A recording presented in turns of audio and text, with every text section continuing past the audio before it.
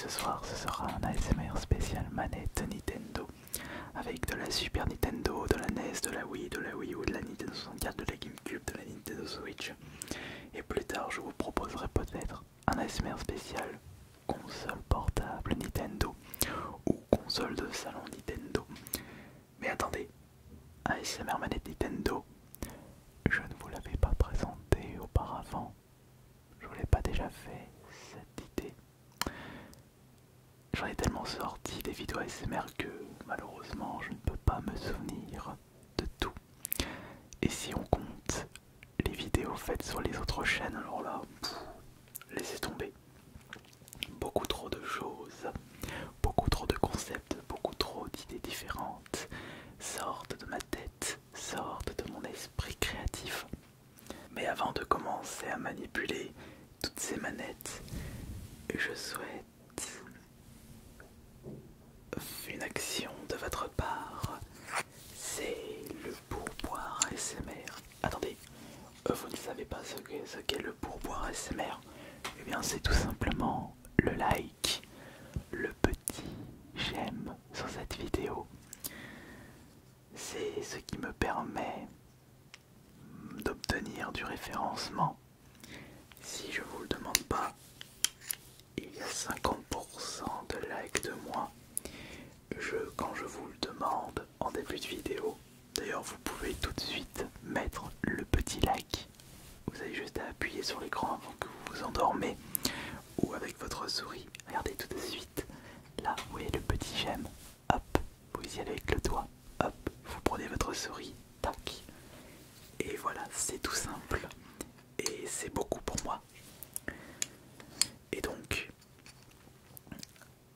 avec le double de likes, la vidéo est mieux référencée.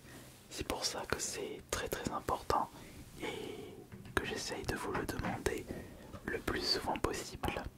Donc merci beaucoup. Alors maintenant, on va passer aux manettes. J'aimerais commencer avec une superbe manette. Pas la première que j'ai pu découvrir dans ma vie, mais la suivante. La manette Super Nintendo. La deuxième manette de ma vie. Une manette Super Nintendo avec une croix directionnelle sur le côté gauche, un bouton select, un bouton star, 4 boutons sur le côté droit, X, Y, B, A, R et L au-dessus. Un total de 8 boutons et une croix directionnelle. Et on pouvait faire beaucoup de choses, sachant qu'en plus cette manette est très maniable, une bonne prise en main, très agréable à prendre en main. Celle-là elle est très chouette. J'en ai passé du temps sur la Super Nintendo.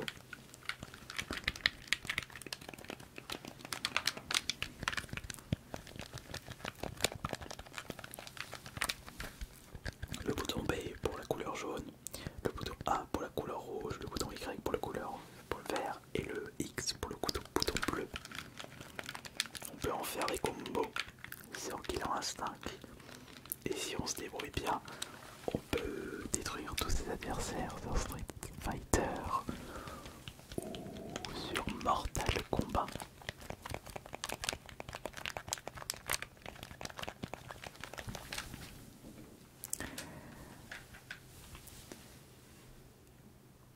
Il y a une autre manette de plus grande qualité que je considère comme ma manette préférée de chez Nintendo, même si aujourd'hui elle a été un petit peu dépassée par la version pro des Joy-Con Switch. Je veux parler de la manette GameCube, la manette indispensable pour ces parties de Super Smash Bros. Alors cette manette possède deux joysticks, un joystick sur le côté gauche, un stick jaune. Bon, après pour jouer au FPS, même si j'ai réussi à m'en sortir sur les FPS comme Time Splitters, cette manette n'est vraiment pas adaptée au FPS. Elle est bien adaptée pour Smash Bros, ça c'est sûr. Avec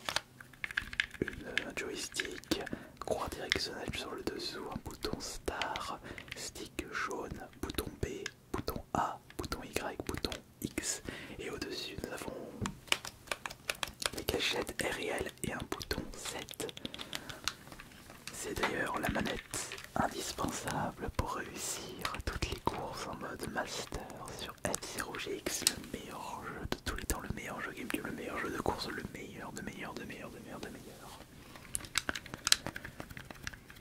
Et là, c'est la Wavebird, donc c'est la manette sans fil avec système ultrason.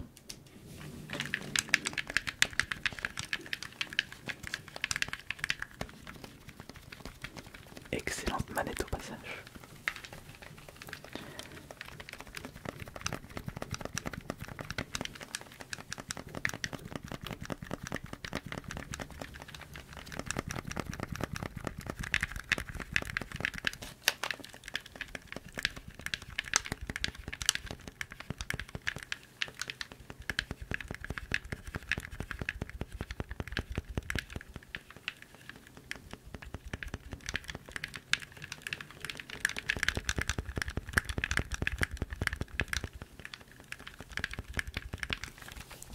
Mais malheureusement, il y a des erreurs de parcours, quelles que soient les entreprises de jeux vidéo. Et du côté de chez Nintendo, l'erreur de parcours concernant les manettes, c'est bien entendu la manette Nintendo 64 qui est de très très très mauvaise qualité. Et pourtant, il y a beaucoup de... Enfin beaucoup. Si en termes de licence Nintendo, la N64 a accueilli le premier Smash Bros de l'histoire, l'excellent Mario Kart, Mario 64, le meilleur Zelda, Ocarina of Time, et ainsi que des super jeux de chez Rare, Banjo-Kazooie, Banjo-Tooie, Diddy Kong Racing. En jeu de plateforme, il y avait aussi Donkey Kong, sans oublier GoldenEye, l'un des meilleurs FPS de l'histoire, mais on se demande comment on a pu jouer correctement à ce FPS avec une manette pareille. Mais regardez cette horreur de manette avec le joystick au milieu, c'était vraiment une manette expérimentale. N'oublions pas aussi que c'est sur la manette sur la Nintendo 64 que les Mario Party ont débarqué pour la première fois. Si je prends vraiment du recul, il y a aussi Combat de Fur Day, j'avais pu découvrir les Quake sur la Nintendo 64. Et ouais, il y a eu beaucoup de licences phares sur la Nintendo 64 et c'est une console qui était sortie dans les fins des années 90. Donc on a une croix directionnelle qu'on n'utilisait que très peu, un joystick au milieu, un bouton Z, R et L au-dessus, 4 boutons jaunes et A et B. Et là, quand je le manipule comme ceci, je me souviens comme si c'était hier, quand je découvrais pour la première fois Mario Kart 64 et Smash Bros Mario 64. Je pense que c'est Mario Kart qui m'a le plus marqué avec Smash Bros pour la Nintendo 64. Ah oui, il y avait aussi Perfect Dark. Oh, mais si je commence à vous lister tous les jeux sortis sur cette console, oh, ça va être compliqué de faire tout le tour. J'avais aussi joué à Clover, il y avait Wave Race, le Pokémon Stadium, il ne faut pas oublier ce super jeu évidemment, avec le transfert pack qui s'accroche à l'arrière et vous mettez votre cartouche de Pokémon rouge ou de Pokémon bleu ou Pokémon jaune. Et il était possible de transférer ces Pokémon directement sur la console et pouvoir jouer avec des Pokémon en 3D.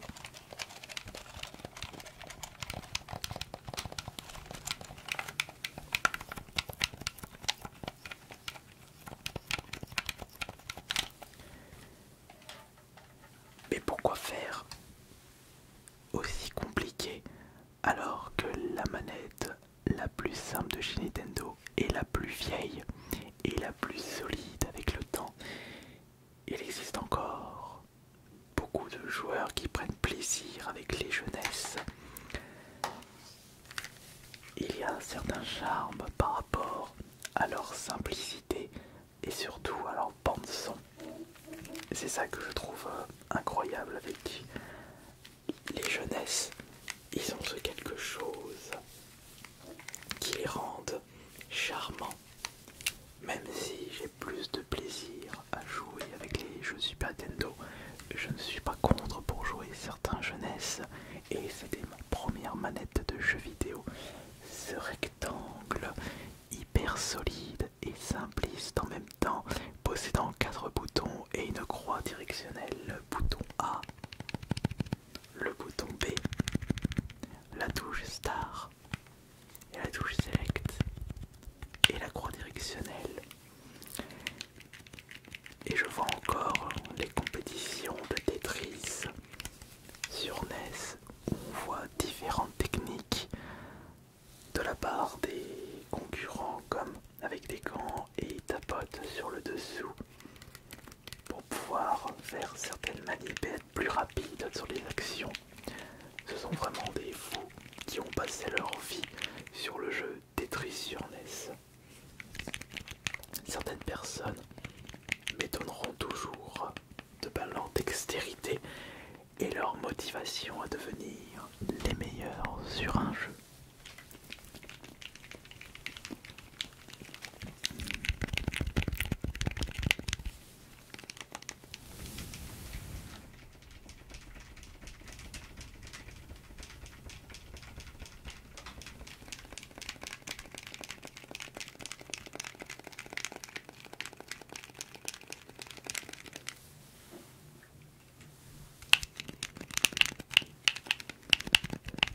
En voilà des boutons, en voilà des choses solides. Cette manette NES elle est sortie en 87 ou en 85 chez nous. Je sais qu'elle est sortie en 83 et que la NES, l'année dernière, la Famicom a fêté ses 40 ans. 40 ans. Et je sais que moi je suis né la même année que le premier Zelda, 1986.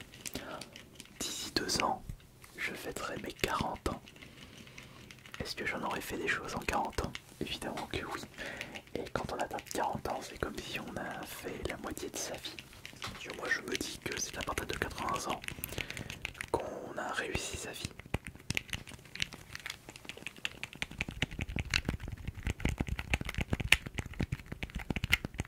Et je me rends compte que mon père a fêté ses 70 ans. Il est encore en forme malgré son âge, mais j'essaye de profiter. Et également de ma maman. Profitez de vos proches. Personne n'est éternel. Mais est-ce que les manettes que je manipule résisteront avec le temps? C'est une grande question. Mais je pense que parmi toutes les manettes qui se trouvent devant moi, celle-ci sera celle qui durera le plus longtemps. Je ne pense pas que cette manette, oui, tiendra avec le temps. Je ne sais pas. Évidemment, ce n'est pas la manette d'origine, enfin, c'est pas la manette populaire de la Wii, c'est pas la Wiimote ici. Là, nous avons une Wii pour les jeux. C'était un contrôleur Wii pour certains jeux. Donc, nous avons 2 joysticks ici. On a une croix directionnelle, 5 boutons sur le dessus, dont un qui... non, plutôt 4 boutons. Et 4 boutons ici. Nous avons un total de 11 boutons avec le bouton Home ici, 2 joysticks et une croix directionnelle. On se rend compte qu'ils ont mis beaucoup d'éléments dans un si petit espace. J'ai envie de vous dire, pourquoi pas.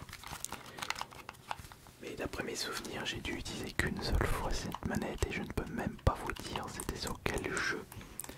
Bon, je n'ai utilisé que très peu de fois la Wii parce que j'avais basculé sur la 360 et un tout petit peu plus tard avec la PS3 qui proposait des jeux plus adaptés à mes goûts personnels.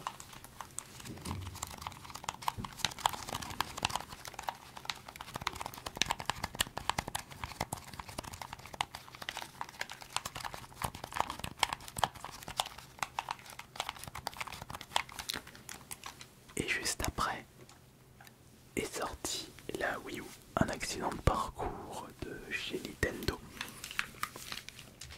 La Wii U avec le contrôleur Pro. Donc le contrôleur Pro manette beaucoup plus adaptée au...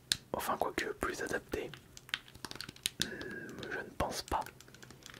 Car la disposition des joysticks reste bizarre.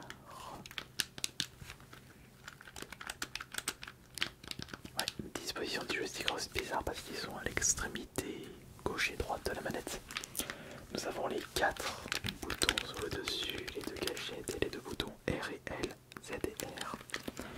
3 boutons, 4 boutons Power, plus, moins, donc Start Select, Home, croix directionnelle X, Y, B, A, comme d'habitude.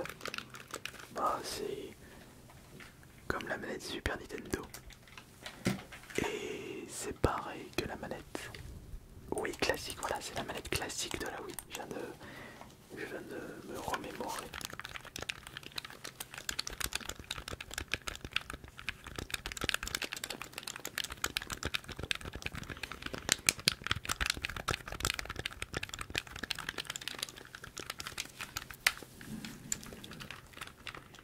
Je crois que cette manette contrôleur pro, j'ai dû l'utiliser que quelques fois. Bon, après, tout comme la Wii où je l'ai utilisé que très peu de fois. Le seul jeu qui m'a vraiment marqué, j'irais, enfin les jeux Zombie U, Smash Bros, un petit peu Mario Kart. Je crois que c'est tout. Il n'y en a pas d'autres. Non, pas du tout. Et enfin, nous allons évidemment passer à la manette. Les célèbres Joy-Con. Les Joy-Con qui sont les petites manettes de la Switch. Bon, après je me demande toujours comment il est possible de jouer avec juste cette toute petite manette. En les utilisant comme ça nous fait rappeler des Wiimotes.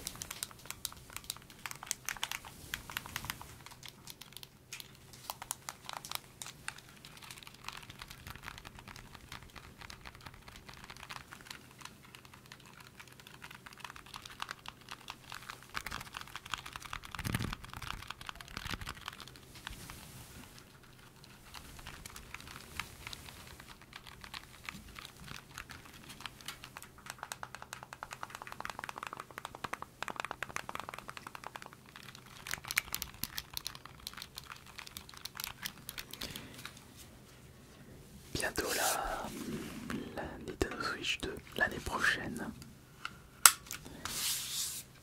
Et j'aimerais que l'on termine avec la meilleure manette Nintendo. La dernière sortie à ce jour, c'est pas les Joy-Con, je les aime pas du tout. Elles sont pas assez précises. Cependant, même si la manette que je vais vous présenter n'est pas aussi bonne qu'une manette PS5 ou une manette Xbox, elle fait le taf. La manette Switch Pro, la meilleure manette de chez Nintendo. Bon, après ils n'avaient pas besoin de créer quelque chose d'original, ils avaient juste à regarder du côté dans la concurrence et faire une manette adaptée aux joueurs pro comme une manette Nintendo Switch Pro. Et c'est très bien. 4 boutons sur le dessus, un joystick gauche, un joystick droit, une croix directionnelle et un total de 4 boutons sur le devant, plus, moins, bouton home et bouton capture d'écran. D'ailleurs je me demande s'il y a des gens qui font souvent des captures d'écran quand ils jouent à la Switch. C'est juste un petit accessoire.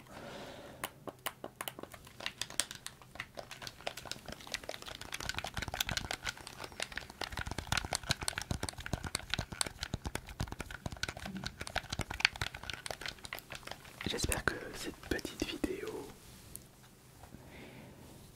consacrée aux manettes Nintendo vous aura plu. C'était quelque chose de très classique et je vous remercie beaucoup. C'était Ice Minotaur.